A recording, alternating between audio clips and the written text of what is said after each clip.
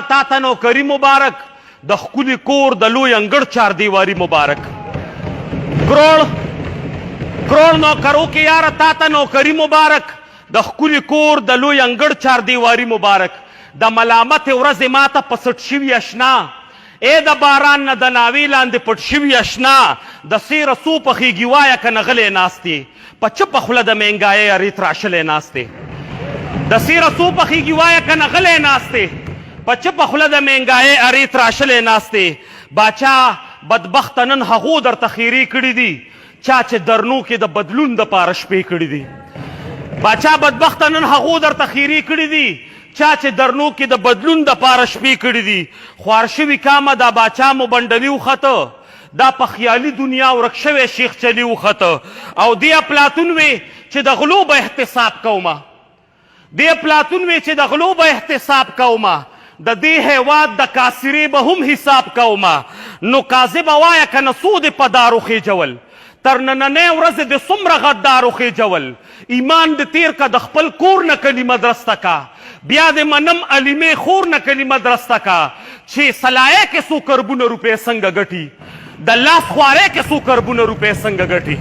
او باچا غوږ دې خوا که یو بل څه در په یاد راولم، باچا غوږ دې خوا که یو بل څه در په یاد راولم، هغه یادونه د ډي چوک اسلام آباد راولم. ځان به پانسي کړم، ځان به پانسي کړم، که د ورلډ بینک نه خیرات غواړم یا د عربو له ترکو نه زکات غواړم. قرضې دې واغسته خو نه د خودکشي وکړله، الټه په خپلو ناکړدو د خشماشي وکړله. اول دې 3 کالو کاتې باندې نظر واچوه، اول دې 3 کالو کاتې باندې نظر واچوه، بیا د 70 کالو کیسې باندې نظر واچوه چې د وطن دی معیشت څومره نقصان کړی دی، څومره دې ګټه کړې، څومره دې تاوان کړی دی. او تا ویل دلته انګریزان به مزدورو راځي، تا ویل دلته انګریزان به مزدورو راځي، که زه باچا شوم شیخان به مزدورو راځي. تا خو د خپلو لس د خپلو مزدورو ویستل، خپل وطندار دی د خپل کسب او خوارو ویستل. د مدینې په ریاست باندې دی ووخلو، په خپل ناولي سیاست باندې دی ووخلو. د مدینې امیر د ونې لاندې خوب کړی دی، تا په حاشیې اوریانۍ کې زلمیتوب کړی دی.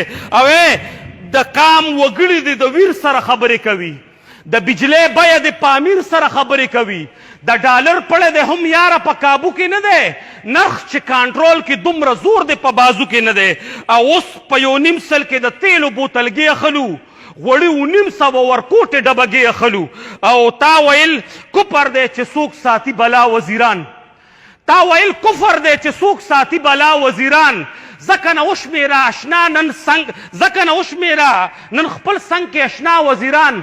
د پنډۍ لالا د ځان له خپل مشیر جوړ کړی، د چپلاسي کابل چې نه و تا وزیر جوړ کړی.